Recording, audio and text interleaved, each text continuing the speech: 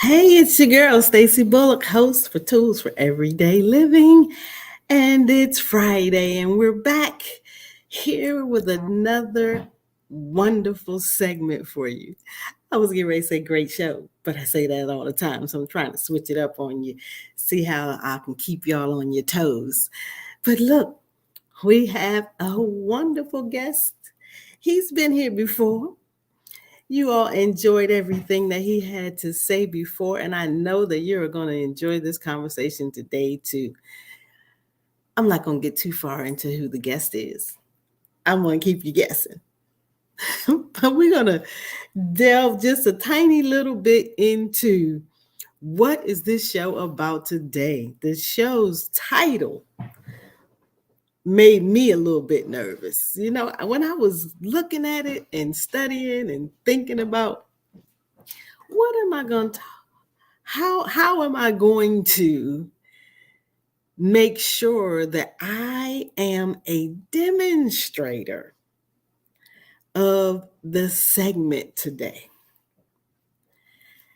And this is called Committed During Challenging Times.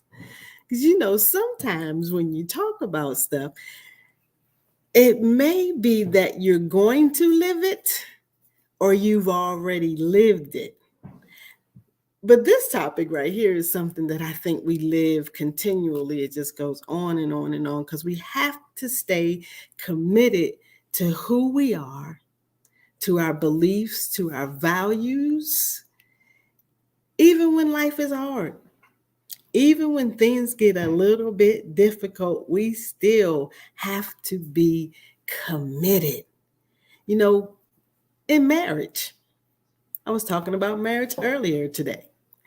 And if there is no commitment to making it last, it won't. Plain and simple. Answer is easy. It won't. Because, yes, we're in love, we're in lust, we're in all kinds of stuff. We like the way you smell, the way you dress, the way you look. All of those things change over time. And things begin to happen in life, especially if you're newly married and you're young. You know, it's like it could be just you and that person in the first couple of years, and then all of a sudden you have a baby. Or someone gets ill, or someone loses their job. What do we do then? If we are not committed to this process, and that's what it is. Life is all a process. Life says you have to follow these certain steps to get to this end goal. And that's what happens when we believe in ourselves and give ourselves. We have a goal. We have goals for life. We are able to focus on something. And what committed means is an agreement. It's a promise. We break our promises to ourselves way too often, y'all. Way too often. I said to myself a long time ago, stop telling yourself no. Make sure that when you tell yourself that you are going to do something for you to better you, do it. Stick to it. Those of us who are parents, those of us who are students, those of us who have these ginormous dreams and in life, we have to make sure that our mindset sticks to our commitment to us. Make a pledge to yourself.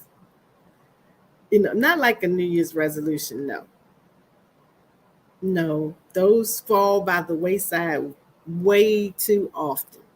We have to now dig in and find out how to bind our mind and heart to our commitment to purpose. And that's why my guest is here today.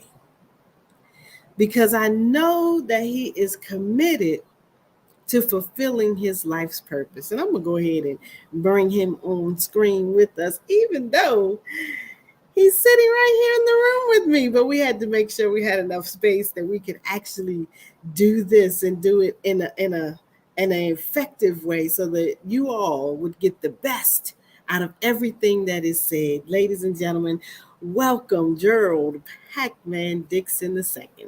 Yay! Once I take my mute off. I have to find a way to get that to play when I do that. When I introduce guests, I want to make sure that we have all the bells and whistles because people enjoy being celebrated. Yes, we do. Yes, we do. That indeed. And you know what? I think we just kind of gonna jump off wherever we thought we were gonna go about commitment because that word that we just talked about just now, we want to be celebrated, says that we have to, there's something that we're being celebrated for. So Mhm. that means that we've done something, that we've made a commitment, and it's being demonstrated because we're being celebrated and others are seeing us. And I want to celebrate you right now. I want to celebrate the phenomenal musician that you are. I know you've been here before and you told us a little bit about who you are, but if you could tell us a little more about Gerald Pac-Man Dixon II, the musician. Well, as a musician, I grew up since the age of 4. I was playing the drums. And then my dad introduced me to music at a very early age. I was in a rap group called Young D, as in the Young Dixons. We traveled around Detroit, Michigan, where I'm from, my hometown. Shout out Detroit. And from there, I just interested in instruments and music and making people smile and bringing the joy to myself, which then to me come off as celebrating other people with my music, and whether it be for funerals, like getting together to have, like, because that's a celebration, correct? Celebration of funerals, weddings, just birthdays. Knowing that music is a type of celebratory process for people brings joy to me, as well as that I in turn get celebration just because I'm doing what I love to do, and I just so happen to get the benefits from it, and that's always the goodness of about it.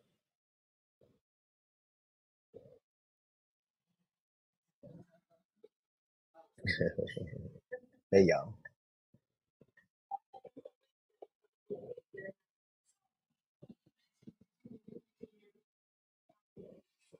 I should put myself on the screen too and all that other good stuff. Well, we are not gonna have one of those days. We're gonna step Stay it up. committed.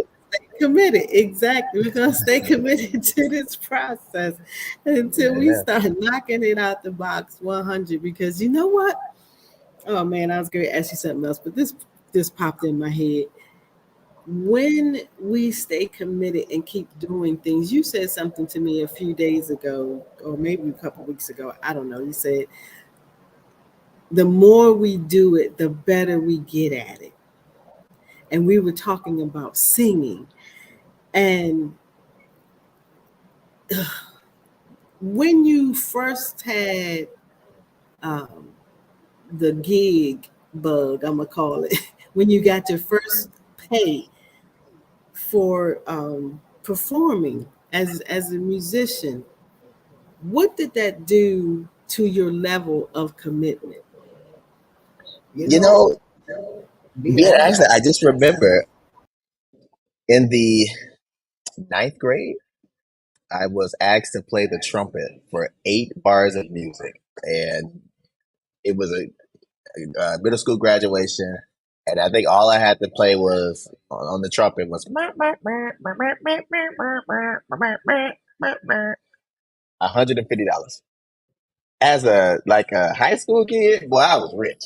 And that made me committed to this. I was like, oh, this is it can be this easy, but also it but what made it easy was being committed to learning music, learning scales, staying with my craft, and people will celebrate.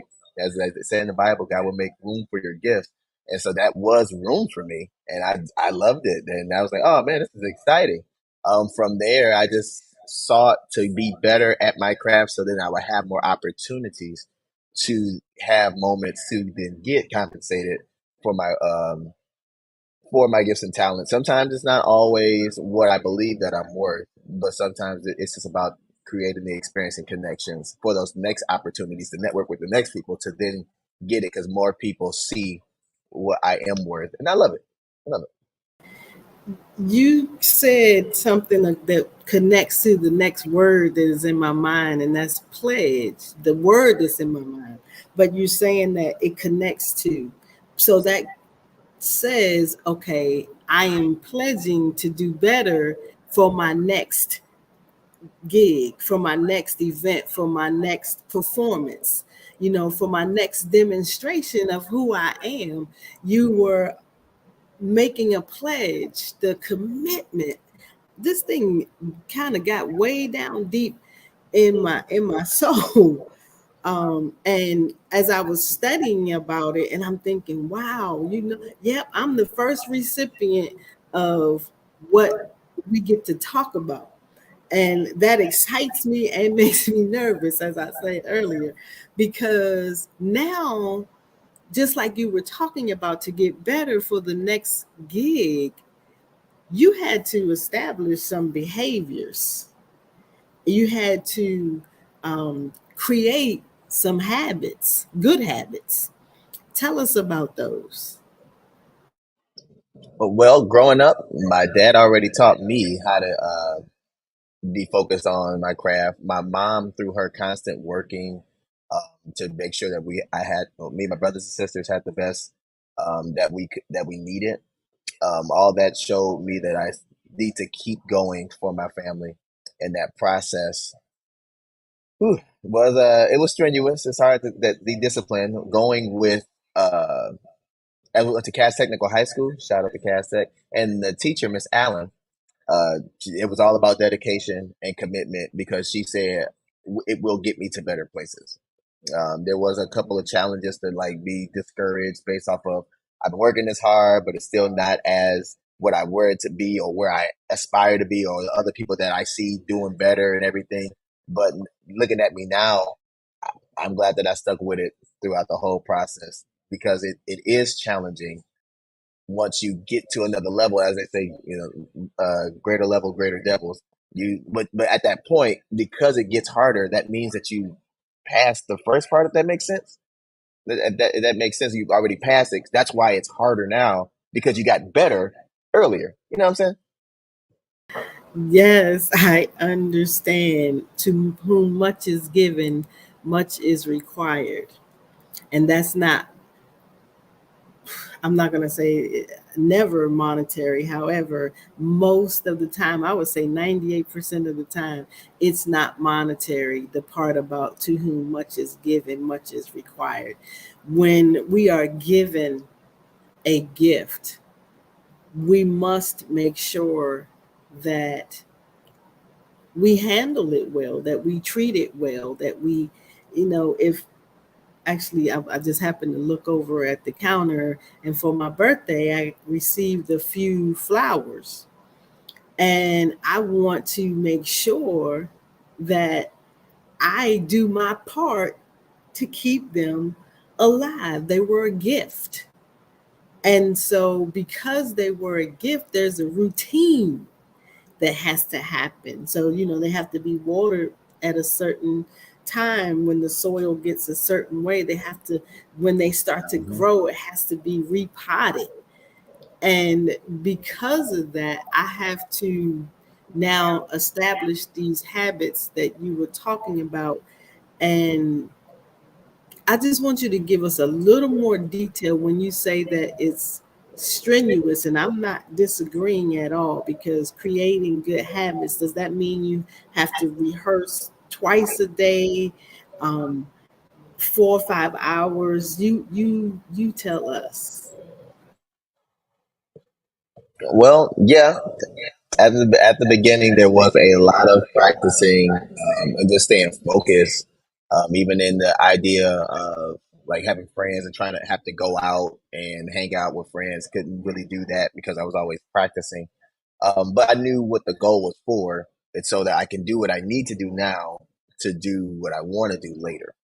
But yeah, it was hours of rehearsal at college. College, not yet. I ain't there yet. In high school, it was about at least 3 hours a day of practice, whether that be physical, whether that be educational, and whether that be musical practice on the instrument.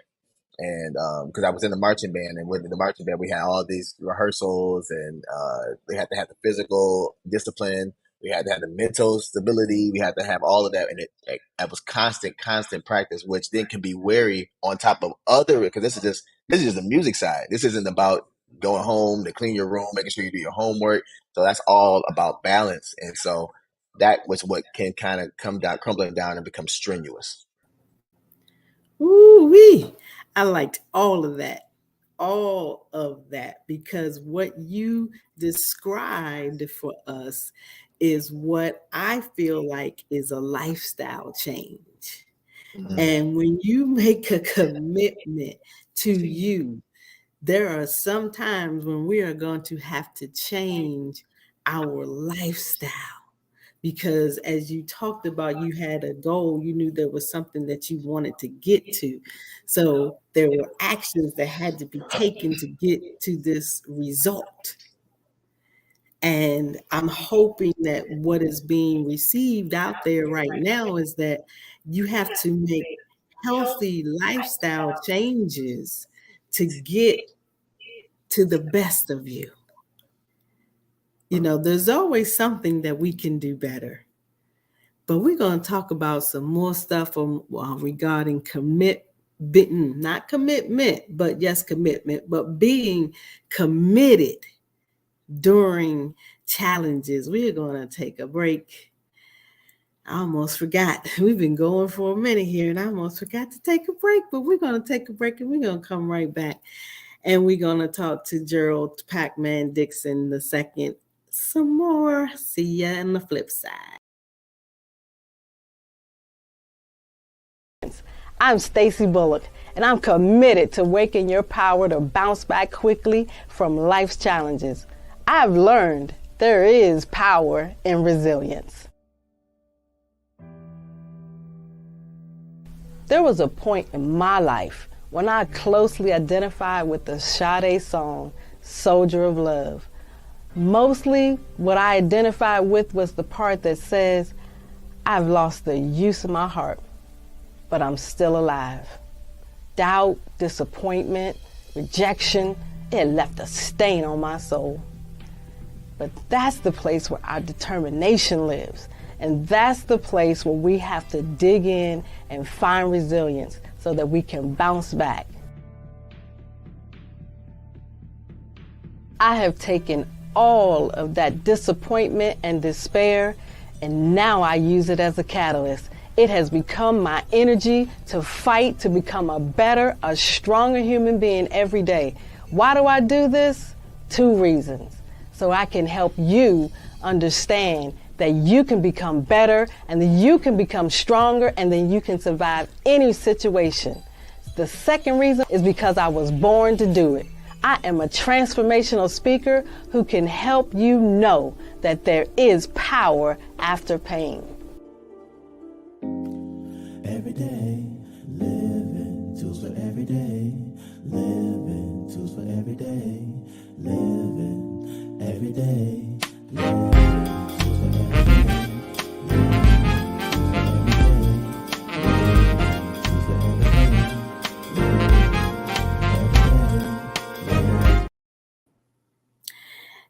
And we are back. Look, I was just thinking while we were on break that because of the lifestyle changes that we have to make, how do we even know that we have to make them unless we are self aware. Ooh, baby. That's a tough one. Not a tough one, but that's something I'm constantly working on being self aware. That within itself is a lifetime practice because the thing we have to know, if we don't know anything else, we have to know who we are.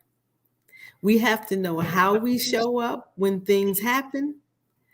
We have to know what is it that is going to cause me to stick to this, whatever this is.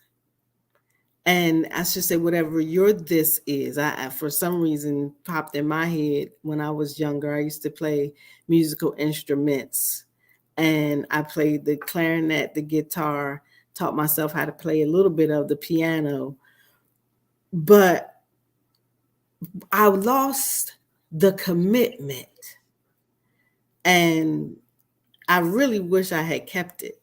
So, but now in life, I can get back to those things. And however, maybe that's just, just a, I'll call it a trinket of a gift that I have to be able to play instruments and things like that. But there are other things that I am intently focused on. And that's because of the self awareness. So you said a few seconds ago that you were working on that.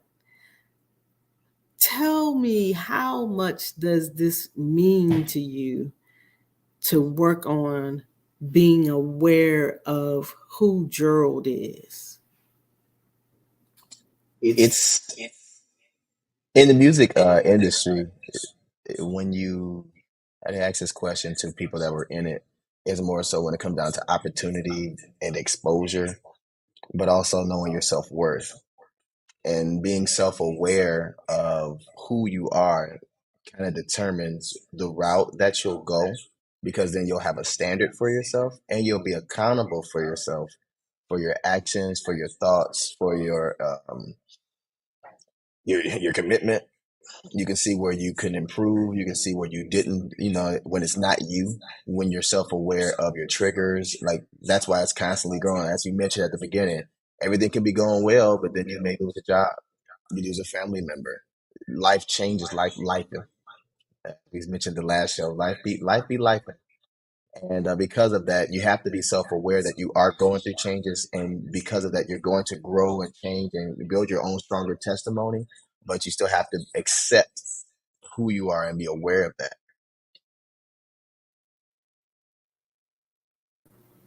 Who I almost forgot to come back. I was sitting over there listening, and you throwing out these words. I heard accountability.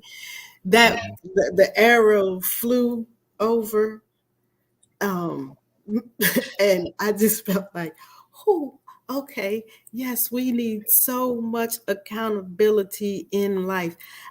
There are way too many times that I have had to say to individuals, I won't say where I was when I said it or where I am when I say it, because it's so often having to be said that it is becoming quite the uh, reason that I want to say I must retire quickly, because there are places where people are not held accountable. I mean, we see it every day, actually. We see it on social media, we see it on TV. People are just not being held accountable. And that is something that is devastating for all of us, because we're all connected. we're, we're, we're all connected in this commitment process. We all have our commitment, to ourselves, but we also have to have a commitment that there are other people around me and I must effectively deal with them.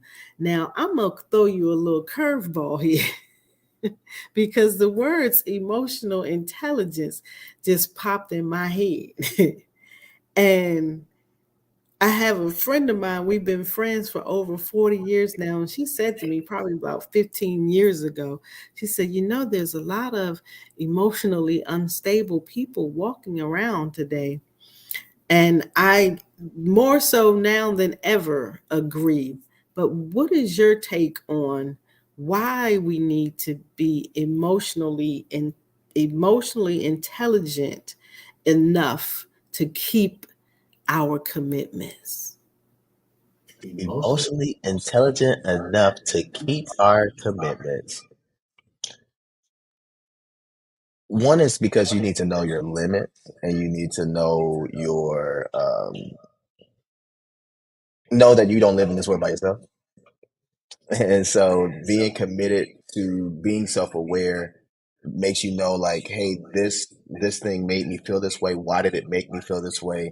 And how you connect that to, hey, when I realize maybe when I watch a particular YouTube show, it makes me feel this way, which then makes me lack in my commitment to practice some more, or makes me, or if I maybe drink some alcohol, then I get lazier, and you have to know those things to be self-aware. Not to say that you need to go ahead and, well, I need to try to see what happens if I drink too much alcohol, but you just know that once you know yourself and being self-aware, you become more in tune with your emotions, and learning how to uh, know when to use them. Know when it's like being self-aware, like, okay, I might be feeling this way, but I might be doing too much, for the lack of a phrase, be doing too much, and I need to relax. And it's maybe not that big of a deal. Maybe what I'm thinking isn't what they're thinking, and I need to control my thoughts, my feelings, and that's being emotionally intelligent, as well as being aware of others and saying that, well, maybe what I'm saying to them is affecting them in that way, even though it's not me, it's something that they need to handle. But I still should be respectful because, again, we don't share this space in one vacuum or by ourselves. We share it by everybody. Absolutely, boy. You are hitting some bullseyes today. I can sit back. Yes. Thank you, Jesus. Yes. Because what you were just describing is we have to understand who we are and deal with our own feelings as well as others. And that brings on something most people are not wanting to do, and that's being willing to change. Being vulnerable too. Yeah. Yes, vulnerability will open up avenues and show us, if we are willing to uh, see it, where we need to make these changes. It's so unfortunate that we encounter people who are just stuck. And that's why Tools for Everyday Living is here, so that we can help people get unstuck. I actually wrote a book called Don't Let Your Brain Go Numb, Regaining Power Through Resilience. And it goes through steps and methods on how to become unstuck and how not to get back to being stuck again, because that part can happen as well. But your goal, once you got started on it, um, the move from Detroit to LA, once you got started on this move and had this goal of becoming, I'll say, and you can tell us in a second, because you have a very, very, very key, what I would call your personal life mission statement. You said it on the last show, and it's your life statement, your mission. And I remember the effect that it had on me. I just don't remember all the words, so I don't want to mess it up. But when you moved from Detroit to LA and you started on this trek, you had a goal. And I want you to elaborate a little bit on your goal. Oh, yeah. Well, last time, goes back to the quote real quick, which is, they may not remember what you said. And then there's another thing in the middle, but they always remember how it made you feel. And that's, again, when you being self-aware and emotionally intelligent, you just need to be genuine and being yourself, which is, again, my mission statement. is to inspire, motivate, and encourage people positively with my music all across the world. That is my mission. And in order to do that, I need to be aware of myself and understanding other people's issues and cultures, to be respectful to them, and that my music is tailored so that they can feel the genuineness to be able to be encouraged, to be able to be motivated, to put down the cigarettes, to write the book, to write the poem, to then perform, to actually do music. All that, 'cause they're like, if this guy can do it, I know I can do it. You know, even if it takes that, like I'm not even bothered by that. I just want people to have an outlet that's positive and enhances their world, which then enhances our world because we're all being better. And that's just what I've been driving. And that was the whole move. I knew I had to stay committed to this goal because that's what God allowed me the opportunities to be in these places. So I know that I'm not in the wrong space because I still keep my mind focused on Him, wherever I go and whatever I do. Amen. Amen. Look, so what how can we give some advice to some, maybe not younger people, but yes, younger, but then maybe some that are older who are just finding new careers, actually, finding out who they are, learning how to deal with their emotions and and made the changes and want to become unstuck and have started this process, but then they get the backlash, from the family members that say, well, I'll use my family for an example. When I said I was moving to California, and I got a phone call and said, "You really gonna do that?" Then I had another one to say, um, at my going away breakfast, "Oh, don't be trying to motivate. Don't try to motivate us. We're not gonna pay you." So where do you go to when not just family, people around you begin to tell you opposite of what you know in your heart that you are here to do? Well, as we connected to staying committed, you have to go back to the reason why you're doing it and what it's doing it for you. And understanding that's connected with vulnerability, that's connected to self awareness. Because maybe in the back of your mind, you didn't think that you could do it and you were nervous, and the enemy could use other people or use other things like to discourage you from doing it because he knows the greatness that's going to come from you doing it. And so, with that, there's a song, a Thai tribute, and one of the lines is, "How can I ever be defeated by someone who's already lost?" And if you just keep that in mind, well, I use God as my source of inspiration. But I also do reach out to mentors. I reach out to people that are in the same field, the people that just have lived life longer, to learn from their experiences, to get mentorship. Like that helped me to stay focused on the goal and deal with any trials or tribulation that may come our way. Because yes, even I have been guilty of maybe discouraging people based off of something that I didn't understand, but it wasn't my journey for them. That was their journey, and they have to go through those things of going through. And I would say that the famous movie Rocky One, I believe that he was turned down over 100 times before that movie was made, and they even gave him a smaller budget, but he still believed and remembered why he was doing it, his purpose, and that's the point. That's the purpose of being committed. And look at him now, because he was committed to what he believed in his heart that was supposed to change his life and change the life of others. If that was a good enough answer. Great answer. Great answer. I'm just curious to know, before we take another break, Hmm. as you grow in musicianship, not just in musicianship, but as you grow as a man, are there new habits that you have to create to take yourself to the next level, if you will? Yes, yes. One of my, I would say, no nos would be I usually don't listen to other saxophonists.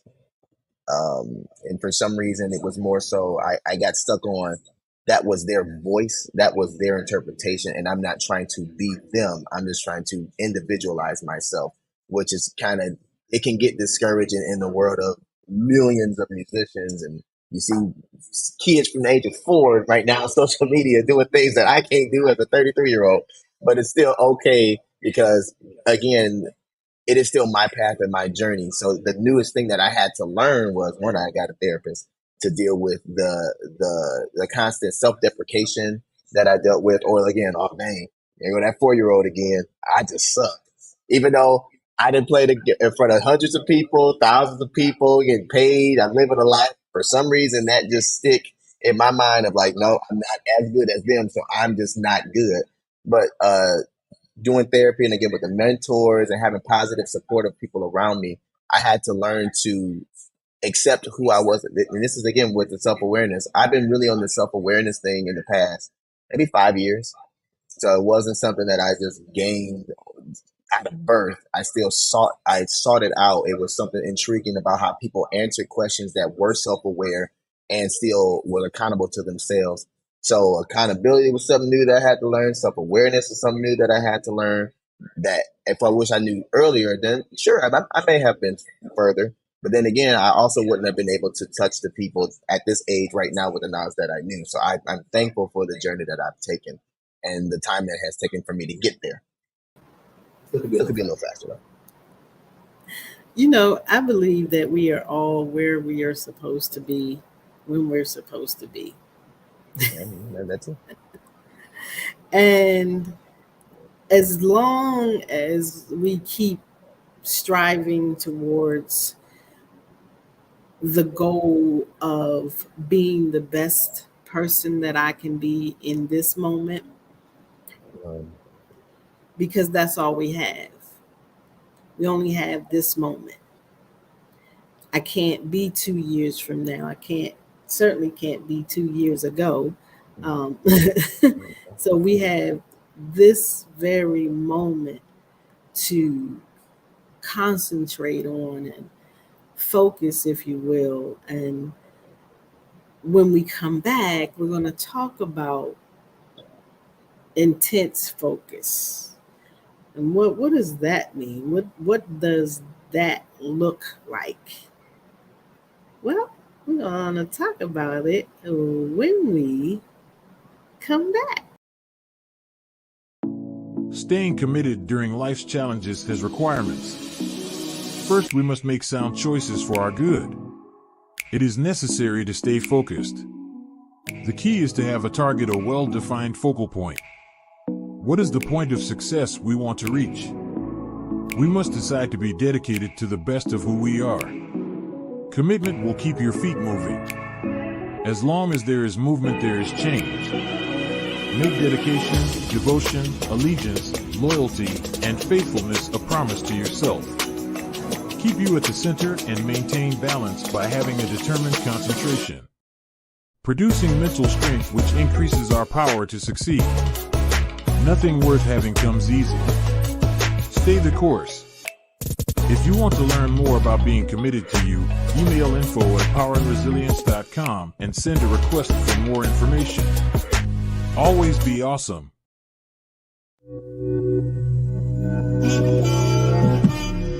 Black excellence. Celebrate the achievements in the Black community. The core of the achievements is a mindset backed by action that displays strength and perseverance that will enhance the Black community. Black excellence is not a phrase that just became embedded in our collective consciousness, but its origins are deeply rooted in the civil rights movement. This is the evidence of the triumphant champions who came long before us. Black excellence is the standard.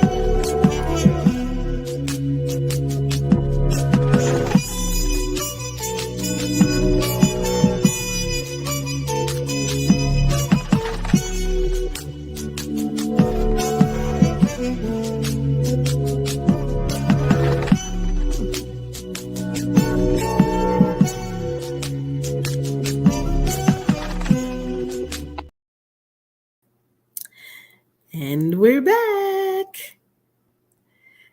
So let's talk a little bit about some intense focus. And I want us to look at the word intense lightly, meaning don't don't tense your body up. Don't tense your mind up. Think of it as I am creating a new habit that I want it to be so ingrained in me that it subconsciously causes me to continue to produce good habits. That's how intense it is in me, is that we want to make sure that, oh, that's second nature to me. This is not something that I have to stop and think about. I am aware of it and I am doing it on purpose. Mhm. So, Gerald, just tell us about when you think of something that's intense, what does that mean to you regarding being committed to your craft? Um, Intense is, I can go back to the 4-year-old. It's like it's intense that they're at that level. And to me, I'm the type of person. It's I'm more competitive, and that's even a healthy way. I don't ever say that you're not going to be better than me. It's just more so I just need to be a better me, and so that what makes me more intense. I like to work out. I used to watch this show. I used to because it's no longer showing, but it's on Netflix. BoJack Horseman, and there's this monkey that runs up this hill for like a good couple of seasons. You just see this monkey run up the hill, and the then the main character, Bojack, finally runs up the hill, and just that one hill, he gets super tired and he almost passes out. And the monkey comes and says, "It gets easier." And he says, "What?" He says, "It's just doing it every day that is the hard part. But it does get easier once you do it every day." And so when it comes down to stuff I see online, when it comes down to fitness, and I know that hey, I need to be physically fit because I'm doing these concerts, because I know I will be going doing these world tours and concerts. I got to be physically fit. I got to make sure that I am fully equipped. So there's an intense focus of being better for me to be better for other people, and that's what my focus is continuously like being in my mind. How can I be better for me? Because the byproduct is that everybody gets to enjoy the spoils of my hard work and energy, because I do this for people. I get, in order to motivate, in order to encourage, in order to inspire, I have to be focused on that for others to be positive, to be happy, fun, and punny, as at the same time make people smile. I feel like I answered your question, right? Yes, yes, yes. You always answer the question. You always answer the Okay. question. So I'm just thinking about, that was a really good point. The physical fitness part is a part that I think people do not take into account in life, period. Whatever it is that we're here to do, we have to develop the consistent habits that are going to be beneficial for us. But as you said, most important though, that we are making sure that it is beneficial for others, because that's why we're here. We're here for each other, whether we want to be here for each other or not. I remember there was a really popular sports figure in my day. I don't want to say his name because I don't want nobody to come on here and get me, but they were adamant that they were not a role model. Mhm. I am not a role model. How could you think you're not a role model when you show up on TV in a major sporting event Right. every weekend for a season? You are a role model, whether you want to be or not. So get off of that soapbox. But we staying committed and being intense and intentional about what we do and why we do it is so important. You work out, people might think, oh, he just started working out because he wanted to get buffed. He wanted the girls to say woo wee when Pac-Man come in the room, or on stage. And that just goes to show, even by me having that thought, that it may be a popular thought amongst people, but you just told us that you're doing it so that you can stay physically fit, so you can be prepared for opportunity when it comes, because it's coming. Amen. And I mean, it has come on many levels already, but it's coming on much broader levels, I'm sure. And I mean, y'all better book this man. Let me tell you, y'all better get him. I see these reels that say you taking 10 seconds to scroll past an artist before they get famous. Don't scroll past. Stop and listen. That's another thing I wanted to say to you when I was doing my marketing for this show. You have a plethora of music out there. Yes, yes. I was like, she played my whole catalog. I'm like, okay, yeah, I like this. I like this. I'm proud to know you. And you're so welcome. When I saw it, I was like, wow. Some people think you're just starting, but you're not. You've started creating these habits a long time ago that are just producing results right now. And I just want you to tell us a little bit, just a little snippet of, do you get newfound confidence as you go? Oh, absolutely. Absolutely. I am a product of my mother, return of daughters, and my father, Gerald Dixon the first, not senior, the first. Um, and because they poured into me that way, there's just a level of good fulfillment. Um, it's man, I'm really, I'm trying to stop from tearing up, but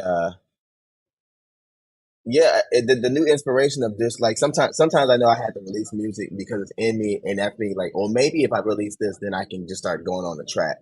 But even to go back on just the role modeling aspect of it, it's because if I'm trying to motivate, if I'm trying to encourage, I have to be the example that I want people to see me as and who I'm showing up as. And so if I need to show up for people, I need to show up for myself first. And showing up myself first, whether it's practicing, whether it's bringing out, playing the music, performing to my best abilities, working out. Um, that's all. I feel like I'm not answering your question. Like I feel like I forgot it. I didn't forget it. Okay, so I'm gonna keep on going on this Yeah, track. you good. No, you good. You good. We got a few more. You got 10 seconds though. Okay. But yeah. So yeah. This. You know what? I'm gonna yield those 10 seconds and give them back to you. Pay it forward. The beauty of lies. Perfect timing though. Perfect timing. And I honestly mean that it is perfect timing. This hour goes by zing. Yep. It's like, oh, we prepare for it for a whole week. And oh my goodness, yes, that's what I want to say. Thank you, God, for giving me that quote back by Hussein Bolt. I was listening to him talk in an interview, and he said that he prepared for 4 years to run 9 seconds. Mm, mm. He prepared 4 years to be in one race to become one of the fastest men in the world.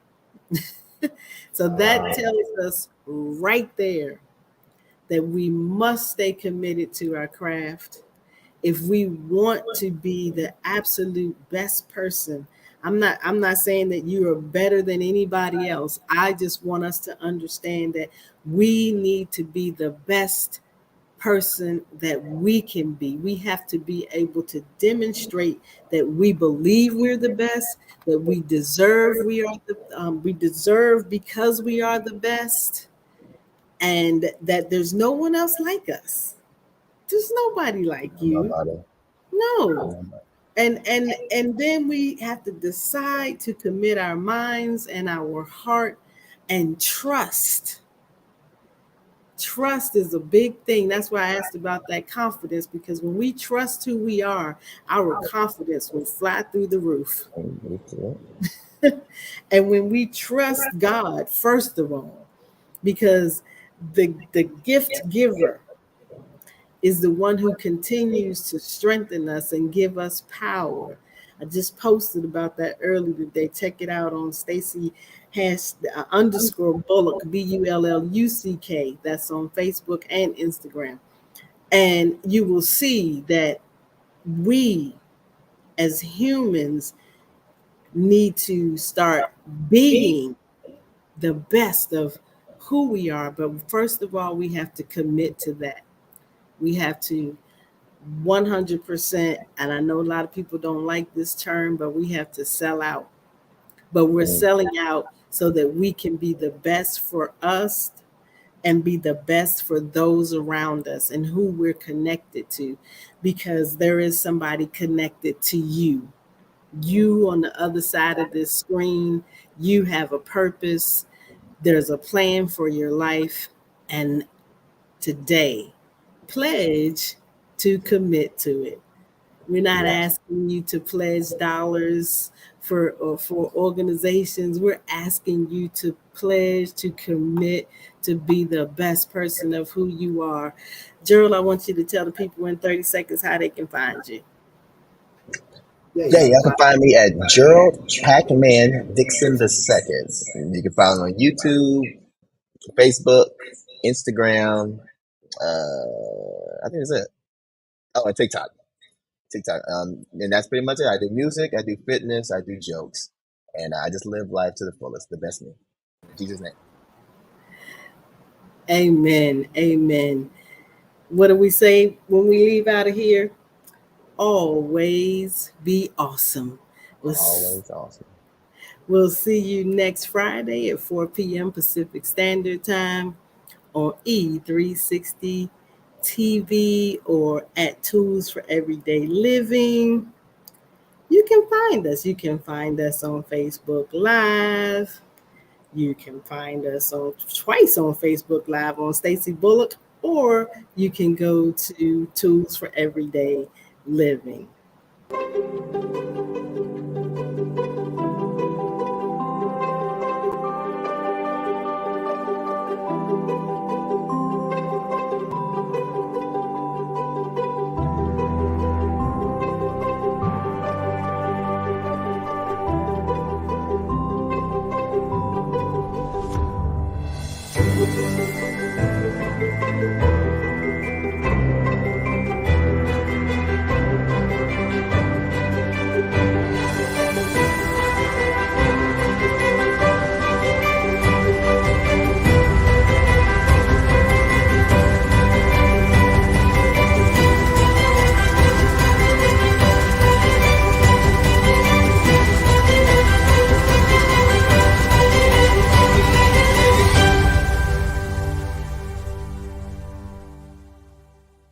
Letter, we can use it and make it something. So service is servant, excellence, resilience, victorious, imparting, consistently compassionate,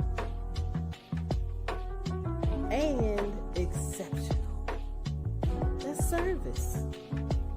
We take on the servant mentality and have an excellent way to be able to produce it. But we're going to need some resilience. We're going to need some bounce back, because somebody's going to come and try to diminish what you were doing or saying. But we like, oh, the life is going to show up and we might get, wobbled a little bit. But then in our resiliency, we become victorious. And then we are able to impart something in somebody that actually will help. And we can be consistently compassionate with anybody, because everybody in this room may not have had the same challenges, but I tell you what, we've all got in common. We have felt pain, disappointment, rejection. All of us, we've felt it before. No matter how big or how small, we all know what it's like.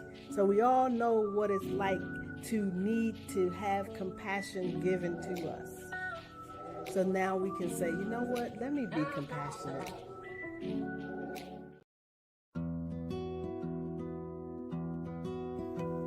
Hi, my name is Stacey Bullock. I am the president and CEO of Ordered Steps Incorporated, a nonprofit organization whose mission is to provide tangible hope to formerly incarcerated female veterans and homeless women. We give them an opportunity to live a productive life while participating in our one-year training courses to guide them in life skills and job training.